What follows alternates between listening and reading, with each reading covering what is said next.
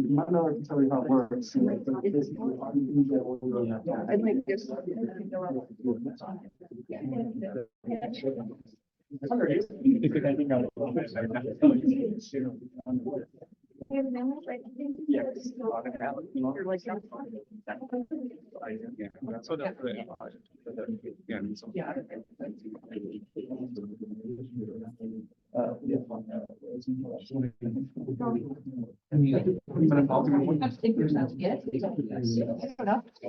do you think about it?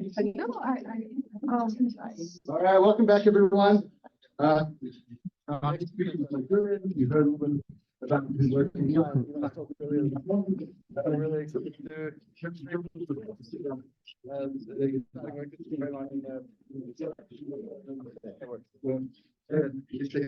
Awesome. Thanks, Peter. I'd like to tell you about these blinky circuits we see here. What these are networks of variable resistors, which can self-adjust. Each can individually self-adjust its conductivity when the system is exposed to training data in order for the system to solve the global problem of achieving the desired input-output relations. Okay. Now, once it's trained, of course, it computes the outputs physically for free. Just apply the sources and the outputs spring up, right? It just happens. Well, the cool thing for this system is that it also does the learning that way. The learning is done physically without use of computer or external memory, anything like that. It's done physically. We like to say it's done from the bottom up. Okay. So, before I unpack that with a little bit more introduction, let me first my hat to all the collaborators at Penn that are involved in this work.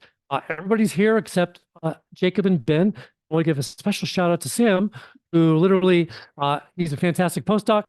I share him with Andrea, and he literally made all these things go. All right. So we like to say that these systems learn functionality from the bottom up. Okay. And so sort of unpack what we mean by that. Let me first get into and clarify what is the design goal for this project. So we're going to think about a flow network. It could be electrical, it could be fluidic, doesn't matter. We're going to randomly choose some nodes as inputs. We'll apply voltages, currents, flow, fluid into them, whatever, right? And the goal is for the certain designated outputs here in blue to have the desired function of the inputs. Okay. And we want to get there by adjusting the conductivities of the edges using local rules. Okay. And that's the bottom up part. Okay. And that's where we're trying to go. So that's what it looks like. Now, lots different people mean different things by bottom up. So let me tell you what I mean by that. I mean basically the same thing as we mean when we talk about bottom up self-assembly of structure. We've been talking about in the soft living matter field now for decades.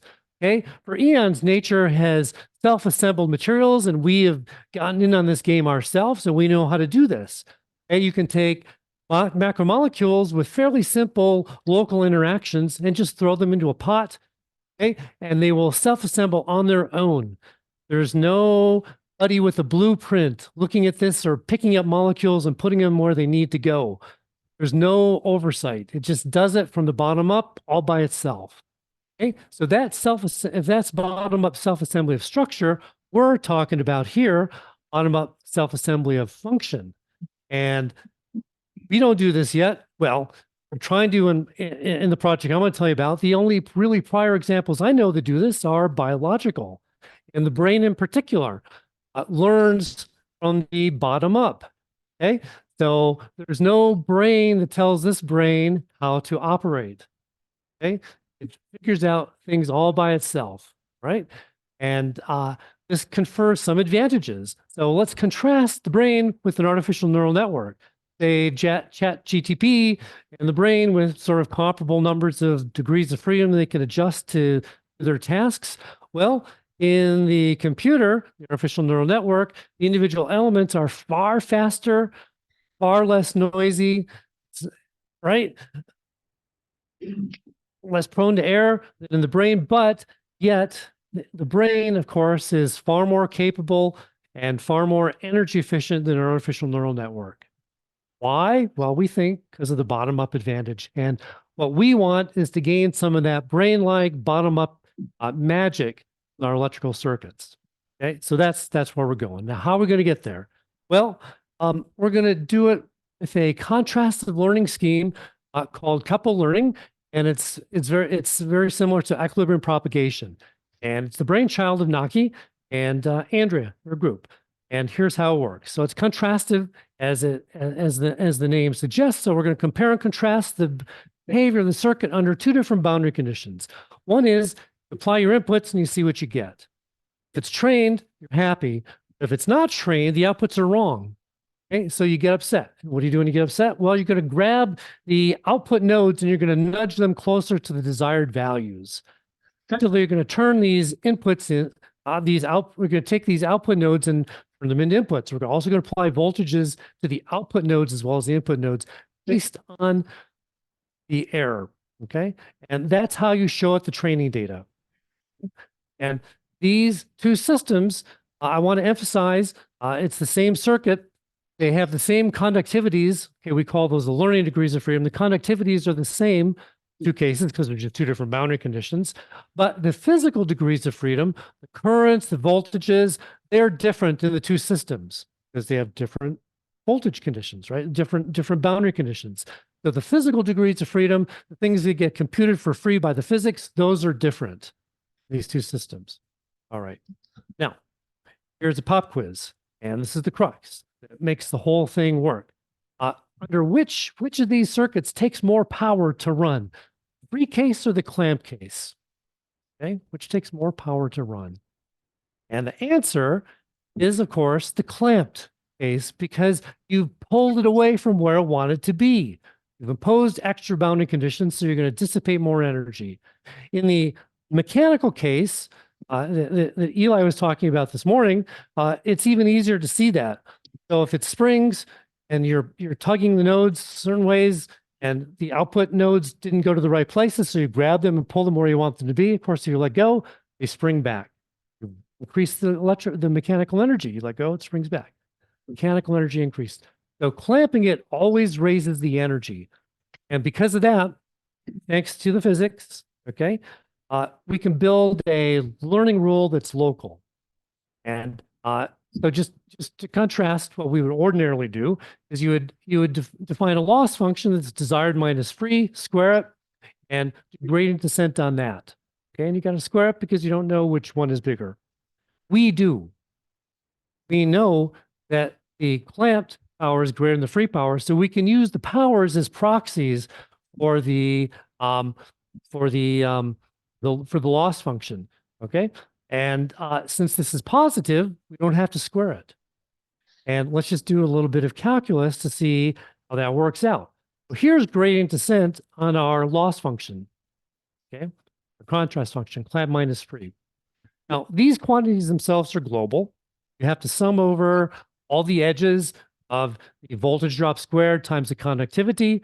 And remember, the voltages are different in the clamp to free cases, but the conductivities are the same. So since we don't have to square it, we can send through this partial derivative with respect to the conductivity of the edge in question, send it right through here, and it picks out equals J. Everything else goes away. That's what makes it local. If we had to square this, we'd get all kinds of cross terms. It would be global. And since physics tells us this is positive, we don't have to square it. We get a local rule and we can go to town. And that's the magic. That's the physics. All right. We can contrast the couple learning rule with some others, but let me skip all this and just point you to a poster that Naki will present where we you can throw in, you can modify the cost function a little bit. You can throw a little bit of free power here, and with that, you can find really good solutions. There's sort of a trade-off between minimizing energy and making the solution the most accurate you can make it. Okay, so go see Naki's poster. All right, so how are we going to do this in the lab? Right? How are we going to do this in the lab? Well, it's easy to get a hold of variable resistors. So for example, these are digipots. You apply a pulse to one of these pins and the resistance will go up a notch. Or you can make it go down a notch. Okay, so that's easy. But then you can string these into a network. But how are you going to implement those two boundary conditions, different times, without using memory or central processor? That's the problem. And our solution, which is going to make everything we talk about possible, this is the innovation, is we're going to build twin networks. We're going to build identical twins, one on top of the other. One of the twins is going to be dedicated to running the free boundary conditions. The other twin is going to be dedicated to running the clamped boundary conditions. And one edge looks like this. So it's got the free resistor and the clamped resistor. They're side by side. They've got different. They've got the same resistance values, but they have different currents and voltage drops across them. And then there's some circuitry underneath that Sam designed that will compare the voltage drops and implement an approximate version of the couple learning rule. Basically, we'll just click it up or down a notch depending on which voltage drop is higher, free or the clamped. That's it's a local rule which approximates the couple learning rule. All right. Does it work? Well, here's Sam, and here's the first network that worked. Here's the second one that talk about a little bit later. And what it is, he built 16 identical edges, and he strung them up in a network. It's 9 nodes. We've got 9 nodes that we can use as inputs or outputs. And we'll stick with this geometry, this topology the whole time. You can teach it some simple sort of input-output relations like fixed input, fixed output. You can teach it to do sort of linear regression where you wanted a desired linear function, the outputs to be a linear combination of the inputs. But the most complicated one that Sam taught it to do was classification of the iris data set. So this is a system that has each flower, there's 4 measurements, the length and width, the petal and the sepal. And so we're going to translate those to 4 voltages and feed those into 4 nodes on the network. And there's 3 species. So we're going to have 3 output nodes. And based on what we see on those output nodes, we'll train this. Well, and then we'll break up the data set into training data and test data. And with time, training steps, you can see the classification error goes down. We achieve better than 95% classification accuracy with this, which is about as good as you can do with a linear classifier, this particular data set. So that works. So we're very happy with the system, very excited. And but obviously it's a small system. We want to start to think about scaling it up. And here's an important feature of this system that's going to make that possible. The system is actually really robust to damage. So computers are notoriously fragile. Brains are famously robust. You can damage the brain quite extensively and it can still function. It can still do lots and lots of things. And we can ask, are our circuits closer in spirit to computers or brains? And the answer is they're closer to our brains. We can assemble them. Actually, Sam had lots of interesting experiences in the lab putting together networks where, unbeknownst to him, edges were broken. And the thing still learned. Okay, but just exhibited some funny behaviors when he switched around which nodes he was using as inputs and outputs. We can intentionally damage it and retrain it. Often, when we damage it, nothing happens. So these things are robust, and that's going to make it manufacturable. So we should be able to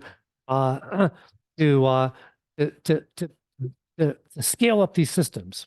Okay, and here's where we're going with that. So first step is to find someone, Mark Miskin, who is expert in circuitry and microfabrication. Okay, and Mark designed a way for us to make variable resistor networks out of transistors. So basically, gate voltage will control how much current can get through. Okay, and there's Mark also figured out a way to implement the exact couple learning rule, basically by sending current into the gate in proportion to the the square of the voltage difference between the clamped and the free voltage drops in the 2 cases. We can implement the exact couple learning rule with the system. And Sam built it up, strung it together, built some custom IO, and let's see what it can do. It can do more. Okay, so one thing that's nice about the transistors is that their IV characteristics are not linear. So take a look. So here is the conductivity. It's constant. If it's high, the gate voltage is high, right?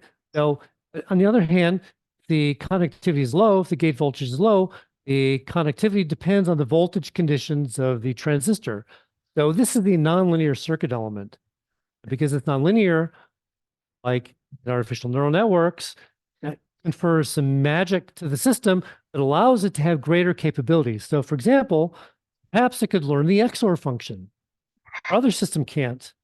The truth table here is not a linear the outputs are not a linear combination of the inputs. There's no way our first system could learn to do the XOR function. Maybe this one can. Maybe it can figure out how to take advantage of this particular nonlinearity in order to do XOR. Can it? And after lots of trial and error, okay, by trial and error, I mean programming, and by programming, I mean figuring out how in the world to pick input-output nodes and apply voltages that would correspond to, ones and zeros and read the outputs. Lots of trial and error there. Sam figured out how to do it, and it can learn the XOR function. So basically, here's the truth table springing up as it trains. Okay, there it is. It can work. You can do that. You can do nonlinear regression. So here is the training data, these open circles. We're trying to fit that. So input 1, output 0. We want the output to be this curved function of the input. And at time 0, it's all wrong. At time 0, the output's a linear function of the input. It's all wrong. Look what happens with time. It's really cool. Time first moves up, then it bends over, then it curves.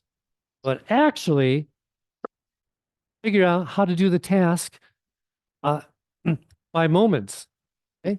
By the order of the complexity of the sort of ingredients. So these are cool systems, as you see, for also studying the learning process, the dynamics of the learning process. So we're having a lot of fun with that. All right. Here's another one. It's also really cool to look at. Here's a nonlinear classification problem. So this is going to be a movie, but let's look at this image first. So there's a bunch of dots. The dots of the training data.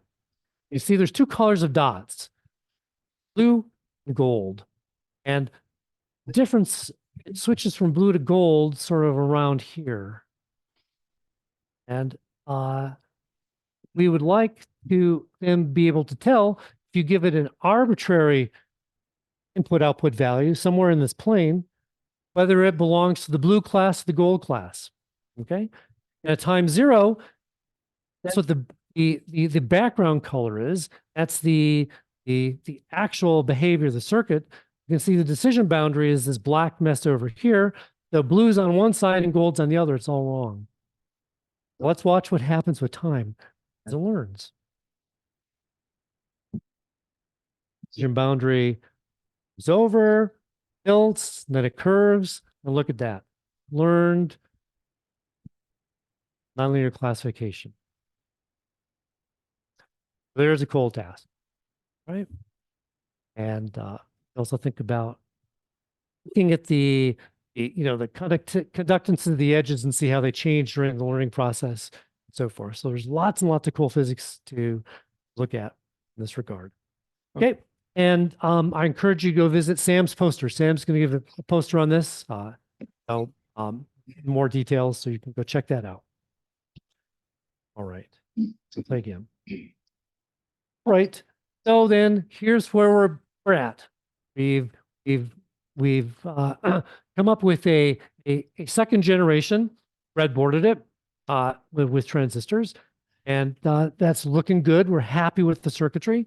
So we've now translated it to printed circuit boards. So we're making some PCBs, and Lauren Altman is joining the project for this, as well as Tarunya Sivakumar.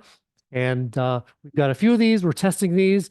And the plan is we should be able to string up larger networks than we do with breadboards. Breadboards is pretty heroic, damn, to make 16 edges of the first generation, the digital version, and 25 edges of the other ones. Okay, that's pretty heroic. It can be a lot easier with printed circuit boards. We can build larger networks, and with that, you'll be able to hopefully uncover some more physics about the learning process, and keep going. If all is well, then we should be able to microfabricate this really at scale with some impressively large number of edges that can do tasks of real interest. Okay, so that's sort of where we're at. So the outlook is these things are scalable. This is all in progress, and we've got lots and lots and lots of questions that we don't have answers to. So, for example, what kind of nonlinearities on the edges would be most useful for achieving our tasks? What sort of network topology would be most useful? A given system, once you've strung it up, what is its capacity to learn different tasks or task complexity, or multiple tasks at a time, or one after another, and does it forget them?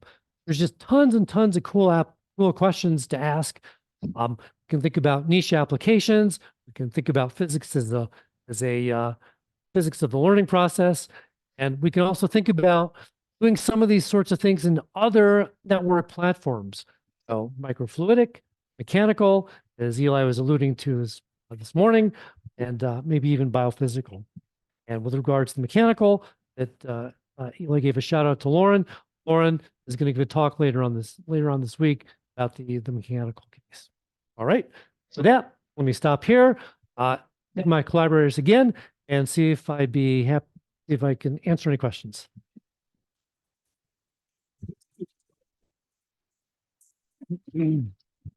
All right, thanks very much. Well, I did the time, but so lots of time for questions.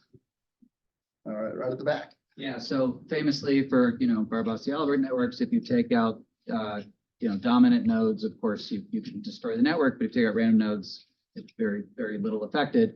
Have you tried something like that here where you picked particular edges or nodes to remove versus random nodes or edges and looked at robustness? Yeah, we did that.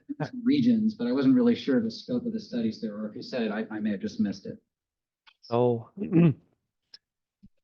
these are snipping different edges. What you see is some are more important than others. You can judge how important the edge is by what is the change in, it's trained once you snip an edge, the mean squared training error goes up. How far does it go up? That's a measure of how important that edge is. So this edge is most important. These two are not so important. This one was not important at all. Does that correlate with high degree or clustering or any of those old style measures? We have not studied that. These are pretty small networks doing that. So once we get to the larger networks, this is going to be a cool and important thing to study. Great talk. Thank you very much. Thank you. So I want to ask about the network topology. So the graphs I'm looking at here seem to be all planar graphs. Yes. For simplicity, but would you gain an expressivity if you allow yourself more complicated graphs? And if so, how could you implement? That's a great question. Yes, we thought about that, and we don't know the answer. So, and experimentally, our systems are too small to study this. And we did it locally just for convenience. And in fact, with the linear case, it doesn't really matter how you string it up. Just responds to sort of multiply connected thing anyway. With the nonlinear case, long range connections and hierarchical things will matter for sure. And the brain is hierarchical. It's bound to be better. Certainly we have not optimized the network topology. There's every reason to believe that we could change the topology and make things much better. We don't know how yet. Right? These are great questions. Could you elaborate on the difference between this and a Boltzmann machine trained with contrastive divergence? Oh, so they both have local learning rules. They both have a free network that's running. They both can have hidden invisible units. yeah. They kind of So let's see. A Boltzmann machine, I've not thought about those in a long time, but those are not physical machines, right? You can't actually build one in a laboratory. Why not? Well, how do they work? So you've got spins that have variable couplings between them. How are you going to do that? How can you change the coupling? I think we heard a talk this morning about how. Okay, well, then that's beyond me. Okay, so I've got nothing to say then. Different system. So, maybe I can say one thing about how it's different. For our systems, there are conjugate physical degrees of freedom. That's important in the coupled learning rule. So by that, I mean, in the electrical case, we have current that flows through an edge and a corresponding voltage drop. And those are connected by Ohm's law, in case of a simple resistor. So the connection between the conjugate physical degrees of freedom, where the nonlinearity or linearity comes in, that's an important ingredient in our system. And that sort of thing, a global, well, things like conservation laws, for example, current flowing in equals current flowing out a node, voltage drop around a closed loop, that's an energy conservation law. Those conservation laws probably are also absent in the the conjugate degrees of freedom and the conservation laws. Those are not present in the Boltzmann machines, I would think. So, there are some peculiarities of this learning scheme related to the particular architecture and the physics of it and so on. If you could maybe, for some of us here who are not familiar with these kinds of physical systems, what are the basic principles in this learning rule? Hebbian learning you can easily explain. What is the basic principle? If you think of an input-output relation, if you write a function, the input-output is this evolution given by the evolution of a system with respect to some input. What is the basic principle behind this learning scheme? Yeah. So if I wanted to apply it to my own oscillator network, how would I think of it? Of this learning rule? Trying